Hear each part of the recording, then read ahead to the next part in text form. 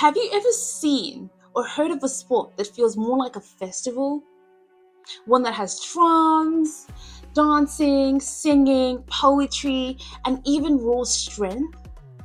What if I told you something else? What if I told you that Senegal's most beloved traditions is not just a competition? It's one that celebrates honor, culture, and community. Today we're going to be talking about Senegalese wrestling, a type of wrestling where every match is steeped in history and every arena is a stage where stories of resilience and pride can be told. Welcome to our Roots Retold. My name is Chisom, and today I want you to follow me into the arena. Senegalese wrestling is far more than just a sport. It's a living, breathing tradition with roots that stretch across West Africa, from the Wolof communities in Senegal to the tribes in South Sudan. While many African cultures have forms of traditional wrestling, the Senegalese style is unique. It's the only one that traditionally allows striking, adding an extra layer of intensity to the matches. The origins of Senegalese wrestling trace back as far as the 14th century, rooted in martial practices of the kingdoms of Kajoor and Bawol. It began as training for warriors, helping young men develop physical strength and discipline needed to defend their communities.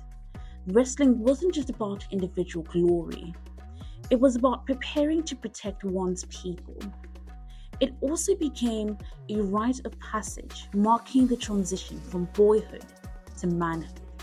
The Serer people, whose wrestling traditions, also known as Njom, saw it as a way to cultivate courage and endurance. As for the Wolof people, the word Làmb resonates with the drumbeat that has echoed through their traditions for centuries, serving as both the rhythm of the match and the heartbeat of their cultural heritage. Historical accounts from the late 1700s include records from explorers describing wrestling tournaments held during royal ceremonies in the Kingdom of Kajoor. Even earlier, figures like Bukar Jilak Faye, a notable Serer noble from the 14th century, were remembered for their prowess in the ring. These early matches were more than just entertainment. They were a display of communal pride, strength, and cultural continuity. So let's talk about the art and the skill of Senegalese wrestling as a national sport. Senegalese wrestlers train with relentless dedication. Their daily regimen includes countless press-ups, grueling physical exercises, and functional training to build strength, speed, and endurance. Running on the beach, lifting heavy objects, and practicing throws are staples in their routine. Yet while physical power is crucial, these wrestlers know that wrestling is not just about brutal force. It's also about technique, timing, and strategy. Wrestlers hone their skills, like explosive takedowns, leg sweeps, counters, ensuring that they can adapt to any opponent in the arena. Beyond physical preparation, many believe that fortune plays a big role in determining the winner. To tip the scales in their favor, wrestlers perform pre-match rituals, steeped in tradition and spirituality. Common practices include rubbing a foot on a stone or applying special lotions and oils believed to bring good luck. These rituals, guided by marabouts, which are spiritual advisors, are as much about mental fortitude as they are about seeking divine favor, blending physical readiness with spiritual assurance. Wrestling in Senegal isn't just about who wins, it's about how you enter the arena. Each wrestler performs a bak before their match, which is a blend of poetry, boastful decorations, and sometimes heartfelt tributes. Historically, griots, traditional storytellers and musicians, sang these praises, recounting the lineage and achievements of each competitor. Now, today, many wrestlers compose and perform their own barks, merging tradition with personal expression. One of the most iconic examples comes from Mame Gogi, known as the darling child of Dakar, whose bark in the 1980s became so popular that children sang his verses across the country. His performances weren't just hyping a fight. They were about embodying the pride and hopes of his community. Music and dance remain central to the spectacle.